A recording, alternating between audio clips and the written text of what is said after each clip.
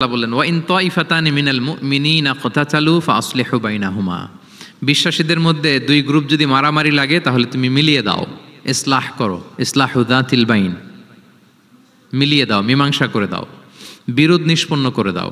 অনেক সময় হয় না যে দুই ভাই ঝগড়া লেগেছে, দুই বন্ধু ঝগড়া লেগেছে, অথবা স্বামী স্ত্রীর মধ্যে কোনো কারণে বিরোধ, হ্যাঁ, দুই পার্টি ঝগড়া লাগছে, এরকম আছে না নাই?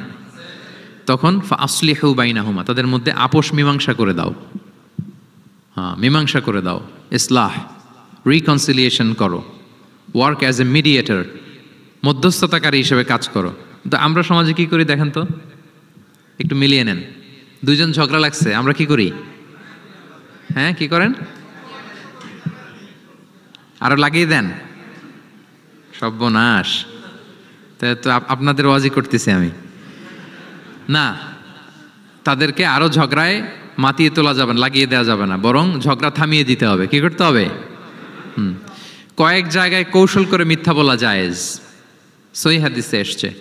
এর মধ্যে একটা আছে, দুইজন মানুষের মধ্যে সম্পর্ক নষ্ট, তাদের সম্পর্ক জোড়া লাগিয়ে দেওয়ার জন্য আপনি কৌশল করে মিথ্যা বলতে পারেন। যেমন ধরেন যে দুইজনের সাথে কথা হয় না, দা কুমড়া সম্পর্ক, আপনি একজনকে বললেন যে ভাই ওই দিন তো ওই লোক আপনার ব্যাপারে অনেক প্রশংসা করলো, সে তো শুনে অবাক হবে, কিরে আমার প্রশংসা কি বললো, এমন এমন বললো।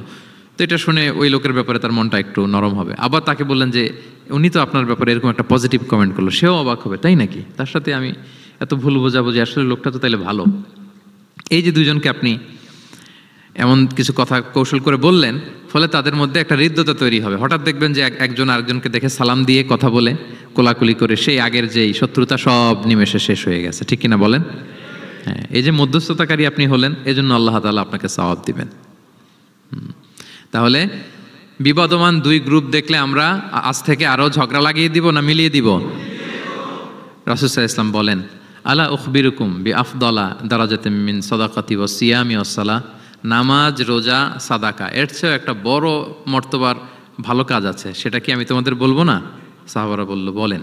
আল্লাহ রাসূল সাল্লাল্লাহু আলাইহি ওয়াসাল্লাম বললেন, সেটা হচ্ছে ইসলাহু যাতিল বাইন, দুই পক্ষকে মিলিয়ে দেয়া, বিবাদমান দুই গোষ্ঠীকে কি করা? মিলিয়ে দেয়া। এটা নামাজ, রোজা, সাদাকা, এর চেয়েও বেশি সওয়াবের কাজ। দেখেন, আমরা ইসলামটা বোঝার ক্ষেত্রে আমাদের কত ল্যাকিংস। আমরা মনে করি শুধু লম্বা দাড়ি রাখলাম, তাসবিহ একটা নিলাম, আর জিকির করতেছি দিন রাত এক করে, এরপরে নামাজ পড়তে পড়তে কপালে দাগ ফেলে, এই বোধহয় ভালো কাজ, এই সব ভালো আমি করে ফেললাম। কিন্তু দেখেন, রাসূল ইসলাম বলেছে না, সমাজে বিবাদমান দুইটা গ্রুপকে যদি মিলিয়ে দাও, এটা নামাজ, রোজা, সাদাকার চেয়ে বেশি সওয়াব তুমি পাবে।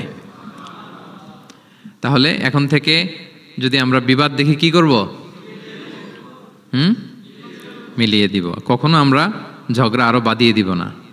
আগুন যদি লাগে সেখানে পানি ঢালবো নাকি তেল ঢালবেন? কি ঢালবেন? অনেকে কি ঢালে? আরো দাউ দাউ করে জ্বালাতে চায় না, না, এটা করা যাবে না, বরং আমরা মিলিয়ে দিব ইনশাআল্লাহ। বলেন সবাই। আল্লাহর হাবিব সাল্লাল্লাহু আলাইহি ওয়াসাল্লাম তিনি এই কাজটা করতেন। মক্কা থেকে মদিনায় গেলেন, মদিনায় আউস খাজরাজ দুইটা গোত্র, বছরের পর বছর যুদ্ধ, উনি যেই মিলিয়ে দিলেন। রাসূল সাল্লাল্লাহু আলাইহি ওয়াসাল্লাম এই যে সংলাপ, তারপর রিকনসিলিয়েশন, মিডিয়েশন, মধ্যস্থতা, এগুলোতে এক্সপার্ট ছিলেন। যে যুদ্ধ থামে না, এই যুদ্ধ মিলিয়ে দিলেন। কত প্রাণ গেল এই যুদ্ধে, কিন্তু রাসূল সাল্লাল্লাহু আলাইহি ওয়াসাল্লাম যেই আউস খাজরাজ এখন ভাই ভাই হয়ে গেছে, ভাই ভাই করে দিলেন, ভ্রাতৃত্বের বন্ধনে ওনাদেরকে আবদ্ধ করে দিলেন আল্লাহর হাবিব সাল্লাল্লাহু আলাইহি ওয়াসাল্লাম। এবং সহিহ বুখারীতে একটা বাব আছে, বাবের শিরোনাম হচ্ছে বাবু কওলুল ইমাম ইযহাবু বিনা নুসলিহ বাইনাকুম, মানে আমাকে নিয়ে চলো আমি মিলিয়ে দিব। এটা ছিল রাসূল সাল্লাল্লাহু আলাইহি ওয়াসাল্লামের বিখ্যাত বাণী। ঝগড়া একটা লাগছে, রাসূল সাল্লাল্লাহু আলাইহি ওয়াসাল্লাম বলতেন, আরে আমি আসি না, আমাকে নিয়ে যাও, আমি মিলাই দেবো। কোথাও কিছু হয়েছে, আমাকে নিয়ে যাও, আমি তো আছি, মিলাই দেবো। রাসূল সাল্লাল্লাহু আলাইহি ওয়াসাল্লাম এসেছেনই মানুষকে মিলানোর জন্য, গড়ার জন্য এসেছেন, ভাঙার জন্য নয়। তাহলে 4 নাম্বার যেটা আমরা জানলাম, যে বিবাদমান দুই পক্ষকে আমরা কি করব? মনে থাকবে? এই যে আমি শুরুতে বলেছিলাম, একটা শান্তিপূর্ণ সমাজ যদি আপনি গড়তে চান, তাহলে এই 10টা ইনস্ট্রাকশনের কোনো বিকল্প নাই। এখানে সোশ্যাল নর্মস, কিছু মোরালিটি, কিছু ভ্যালিউজ, বিশেষ করে ম্যানার্স আমাদেরকে শিখিয়েছেন আল্লাহ তাআলা। তাহলে 4টা জানলাম, কয়টা?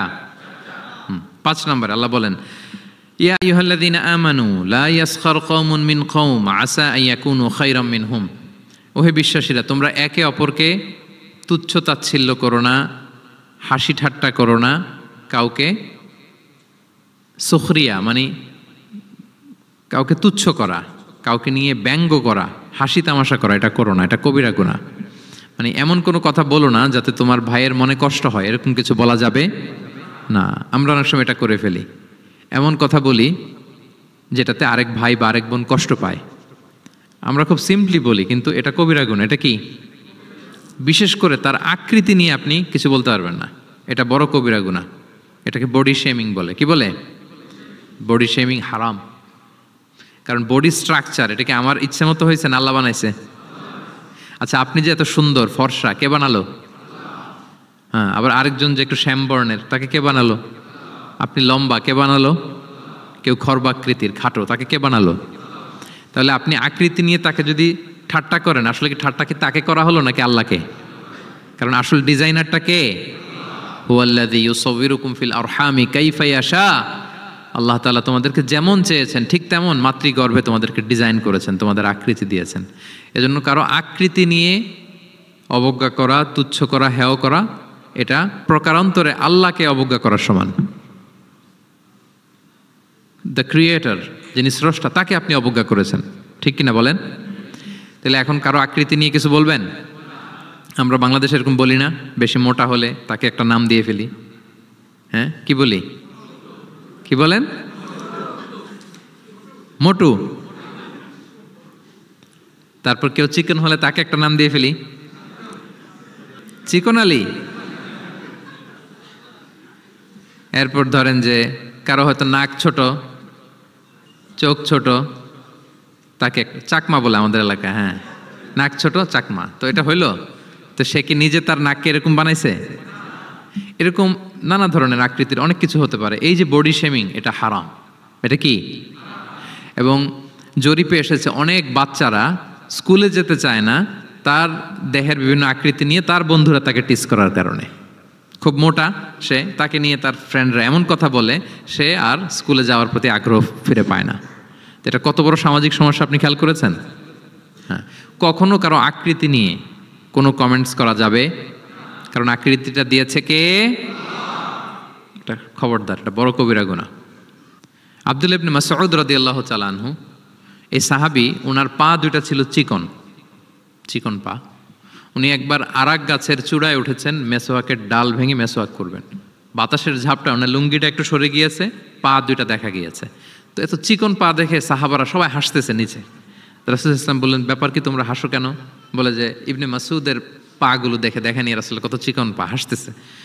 রাসূল ইসলাম রাগান্বিত হলেন, বললেন, ওই সত্তার শপথ যার হাতে আমার আত্মা, ওই আল্লাহর কসম করে আমি বলি, লাহুমা আসকালু ফিল মিজান মিন উহুদ। এই পা দুটো মিজানের পাল্লায় রাখা হলে কিয়ামতের দিন উহুদ পাহাড়ের চেয়ে বেশি ভারী হয়ে যাবে।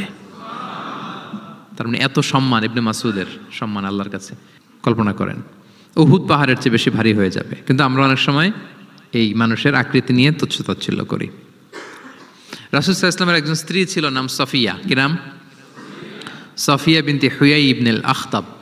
উনি আকৃতিতে কিছুটা খাটো ছিলেন এবং একটু স্থূলাকৃতির ছিলেন। তো এটাকে একটু ইঙ্গিত করে আম্মাজান আয়েশা রাদিয়াল্লাহু তাআলা আনহা একবার একটা শব্দ ব্যবহার করেছেন। মানে শব্দ দিয়ে কৌশলে বুঝিয়েছেন, তানি কসিরা, মানে আপনার সেই খাটো স্ত্রী সফিয়া। নারীদের মধ্যে এটা থাকে স্বাভাবিক, মানবীয় কারণে। একাধিক স্ত্রী হলে মানবীয় কারণে একটু জেলাসি বা একটু কিছু বিষয় থাকে, এটা থেকে মানুষ বেরোতে পারে না, এবং সেটা নবীদের স্ত্রীরাও সেটা থেকে বেরোয়া সম্ভব ছিল না। তো কথা বলতে বলতে এমন একটা শব্দ বললেন যেটা দিয়ে সাফিয়া রাদিয়াল্লাহু তাআলা আনহাকে বুঝালেন যে আপনার অমুক স্ত্রী, মানে তিনি আকৃতিতে কিছুটা খাটো এবং কিছুটা স্থূলাকৃতির। এই শব্দটা রাসূল ইসলাম পছন্দ করলেন না। বললেন, আয়েশা, এটা তুমি কি বললে? আয়েশা, তুমি কি জানো, লাকুত কুলতি কালিমা, তুমি এমন একটা শব্দ বলেছো সফিয়ার ব্যাপারে, লাউ মুজিজাত বিমা ইল বাহরি লা মাজহাজাতহু। এই শব্দটা যদি নীল সাগরে ছেড়ে দেওয়া হয় তাহলে এই শব্দের পঙ্কিলতার কারণে নীল সাগরের পানি মুহূর্তেই কালো হয়ে যাবে। আর এরকম শব্দ যেন আমি না শুনি। আম্মাজান আয়েশা রাদিয়াল্লাহু তাআলা আনহা সচেতন হয়ে গেলেন, আর কখনো এরকম বলেননি। দেখেন, রাসূল ইসলাম কখনো এই বডি শেমিংকে স্পেস দিতেন না, কখনো না। আমরা এগুলোকে ছোট মনে করি, কিন্তু যাকে আপনি বলেন সে অনেক কষ্ট পায় মনে। সে খুব মনে কষ্ট পায়, এজন্য এটা বলা যাবে না, খবরদার। রাসূল সাল্লাল্লাহু আলাইহি ওয়াসাল্লাম বলেন, ইন্নাল আবদা লা ইয়াতাকাল্লামু বিল কালিমাতি মা ইয়াতাবায়্যানু ফিহা ইয়াজিল্লু বিহা ফিন্নার। মানুষ অনেক সময় মুখ ফসকে এমন কমেন্ট করে ফেলে অন্যের ব্যাপারে, এটা দিয়ে সে মাঝে মাঝে জাহান্নামী হয়ে যায়, কিন্তু সে ভাবেই নাই এই শব্দে আমাকে জাহান্নামে ঢুকাবে।